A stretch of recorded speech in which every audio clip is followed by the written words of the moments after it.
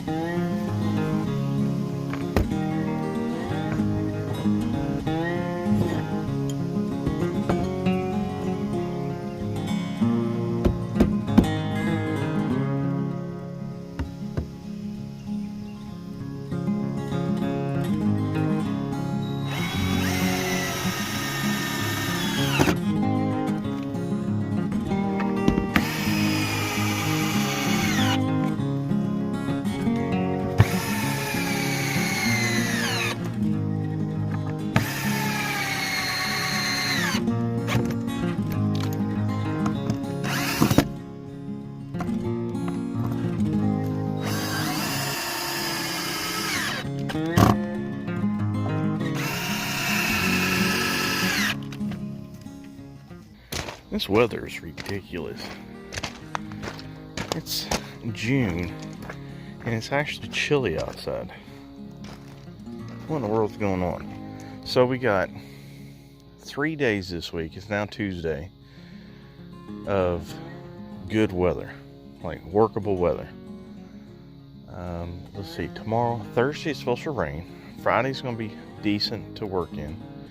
Then starting Saturday, Sunday, Monday, Tuesday, Wednesday, Thursday, Friday, Saturday, and Sunday of all next week, we've got more than a 50% chance of thunderstorms. I mean, this is just getting ridiculous. So, anyways, I'm going to try out the new deck a little bit. I'm going to start me a fire. And I'm going to sit down, drink a beer, and watch fire. That's what's on my agenda for this evening. Why are you beating me with your tail?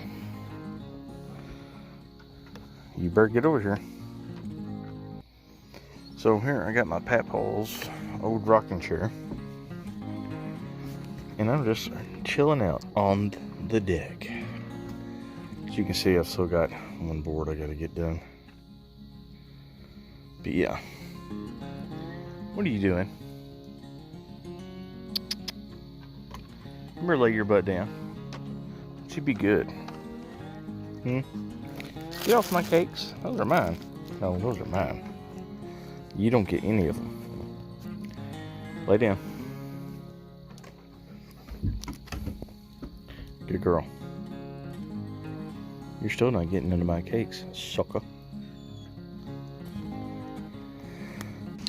And here we go. The deck is finished. Steps are nice and solid. All my screw lines are perfect. Well, I guess there's always a little room for error.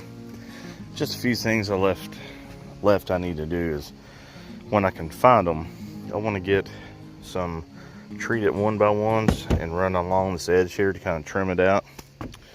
I got to get some more screws because I run out, and do my very last row of screws, and then pop a chalk line and cut off, you know, a few inches of my bores to make them all nice and uniform and perfect. And that's it. Now, I haven't done the roof yet, but you know, that's not priority. I didn't have a roof before, so I'm not in a real big hurry to put one up. I think that's going to add probably another couple $100 to the budget, the deck budget, and I just don't have it right now, so no big deal. Probably this weekend I will go ahead and buy the 10-foot 2x8s and do, like, you know, tie them all in and get ready to do a roof. But that's about as far as I'm going to go come this weekend. See, I threw the plastic up here, not trying to be beautiful, just get the plastic in the ceiling. That's all I wanted. And I've been over here working on the bedroom, starting my initial tear out to try to see how bad the water damage was on this wall. Now, granted, it's a lot better than I thought it was going to be, but there's still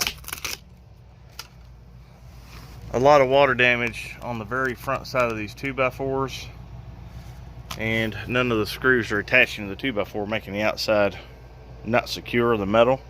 So I'm still going to go ahead and rebuild this wall, but I'm just going to work on this section first. That way I can tie it in to the bathroom up here and down the floor. And then once I get this small little section done, I'm going to go ahead and start working again on the bathroom and start on the drywall and find out where I want to put the water heater, or the tankless water heater, and do a few other things I just can't think of off the top of my head right now. So, but anyway, here it is. Progress has started.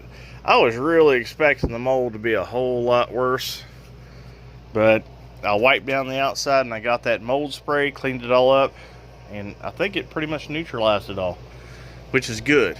So let me get back into tearing some stuff out, cleaning up some mess, and we'll go from there.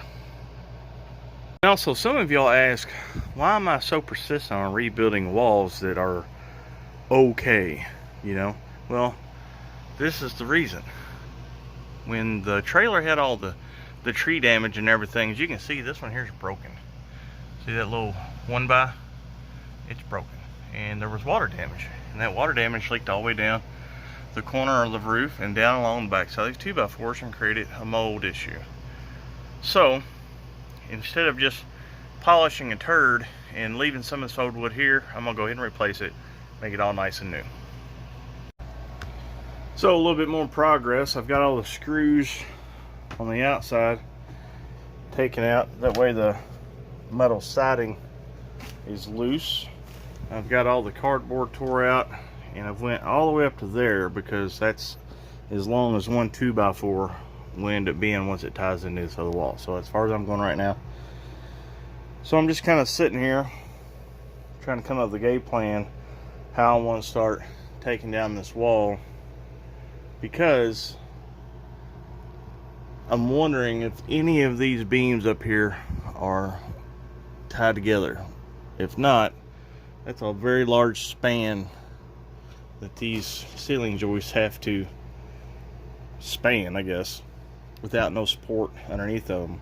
I'm assuming it's not going to be any different than in the kitchen, because the kitchen, I had the whole wall, had no 2x4s on the wall, and it didn't affect it at all, but I'm just being extra careful. So as soon as I start making progress here, we'll come back to you guys. Here's something I want to show you guys.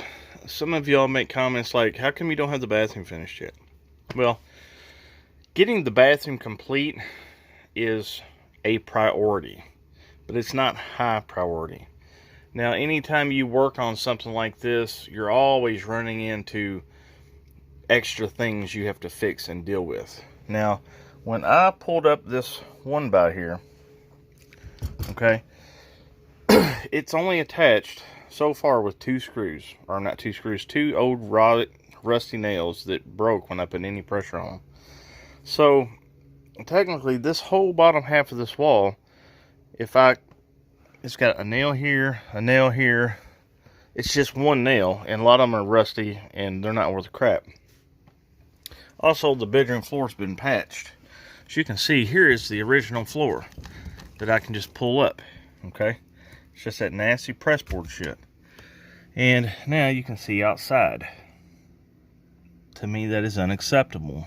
If I'm going to all this trouble to do this, now, when I get this bottom board taken up to down there, I'm going to have my new 2x4 running across here, but it will not be attached to the floor yet, unless I attach it, screw it to these bottom plates, these 2x10s. It's part of the original floor, or the wood frame of the trailer. So when the money's available within the next week, I'm gonna have to invest in one or two more sheets of Advantech at $40 a piece, and go ahead and start getting ready to replace floor sections in the bedroom. Why, you say? Well, I want to have a extremely good foundation to mount the new walls on, the new 2x4, the double plate on the bottom, and I want that to happen before anything else. So, but right now, when I get this up, the new 2x4s are going up, this wall's getting framed in, the walls are getting tied in with the new walls. It's just, this wall is just going to be setting, maybe one or two screws to hold it, but I want all that fixed. As you can see right here, see, well, I haven't got that one nail pulled out, but a lot of that stuff's rotten, and I want to go ahead and take care of it while I'm here. Bathroom can wait. It's not high priority at all. So that's what I'll be doing next. And then when I get this little section squared away, I'll get back to the bathroom. Now, I've got a goal of getting the bathroom done by July the 3rd, and that's very close. So you can see the type of work that I'm going to have to put in fairly quickly to get this done. So you'll have to bear with me. The bathroom's going to wait just a little bit longer. Now, there is some things I can do, but I want to focus my attention in taking care of this problem here. This is an example of what I was talking about to you guys. If you're already doing a repair, I mean, you're already in the depths of fixing a problem. Spend 5 more minutes and do it right, because later somebody else is probably going to have to come behind you and fix their mess. So what you see here, this floor in this bedroom has been replaced at one time, or it's been patched. And they've got like a 4 foot by 5 foot section. You know, here's the end of one board where they've tried to seal it with something. You know, this is nice subfloor, tongue and groove subfloor, okay? Now, it only goes to that joist right there, okay? It's not, it's like, I don't know, 4.5 by, let's see, what is this? I'm gonna guess. It's like a 4.5 foot by 4 foot patch. And then they've got another piece that comes about starting here, over here, like a 2 by whatever size piece. And it's nice Georgia Pacific tongue and groove subfloor. I have no problem with it. When I seen this, I was like, you know what? This is in such good shape, such quality material. I think I might keep it. But I came to the problem to where, you know, yeah, it's setting on the very edge of this 2 by 10. You know, I was going to be like, okay, I can deal with that. Save me some time. You know, I could probably take, and they use the wrong screws. These are like roofing nails to put down the carpet pad and stuff like that. But anyway, I was like, you know, I can deal with that. I will overlook this one little thing and use this. I mean, it's good stuff. Then I got to look and I was like, well, I need to cut me a patch piece of wood to go over top here, because I want my wood to go to the very edge of here. Okay. And I get to measuring. They put the board, this patch piece in here crooked, because they didn't take the time to get all the old subfloor out from underneath here. Okay. It's not a big deal. It's just a little time consuming, but they could have done it. Okay. It wouldn't have been a big deal. All they'd have to do is just get a sawzall, or I don't know if they had multi-tools back when, you know, they did this repair, but I know they had sawzalls, hacksaws. They could have pulled the nails out of here and made this where they could got completely underneath of it, but they didn't. So now the patch goes crooked up underneath here, and it's at the very edge of this board. Here's the old floor. Okay. Now they wouldn't have been able to do anything about this. This is like a tack strip to join this to the floor, but they could have cut out, worked around it. No excuses. So now, the one thing that drives me crazy is something like this that I see and it's crooked. Now I'm going to make a crooked patch, and I can't deal with that.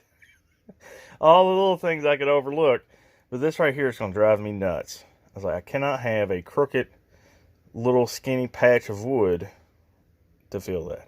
So now I'm going to cut out this whole this patch here and do it the way it makes me happy. Might add another day to the project when I get to the point to do this, but I will be happy knowing that this floor looks as good as the bathroom floor does. Okay, this wall is about ready to get framed up.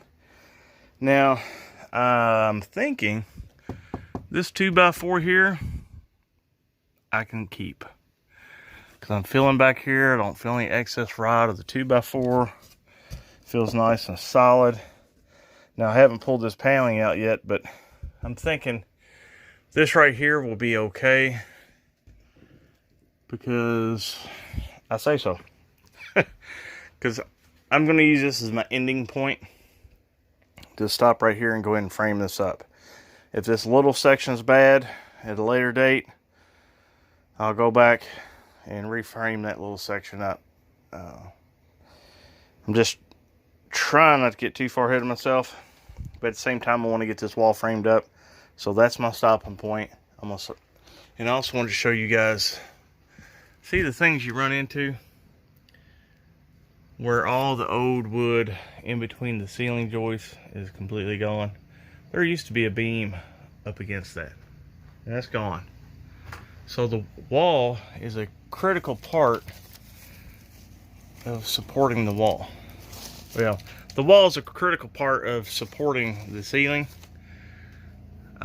So yeah, I want to get this fixed and make it a lot better and add the ceiling joists here before I continue on to anything else, because this is just important to me and I want to get it done. Okay, it's 12:15 and I got my wall sections finished. So we're supposed to get some late thunderstorms tonight, so I wanted to make sure I got this taken care of. The kitty cat's got her bed back, so she's happy. All my mess is cleaned up. So tomorrow's plan is to crack open this last end and take a peek, see how everything is. I'm hoping I can just leave it and just run extra 2x4 across the top. But I'm calling it quits. I'm wore out. One step closer. So I'll see you guys later.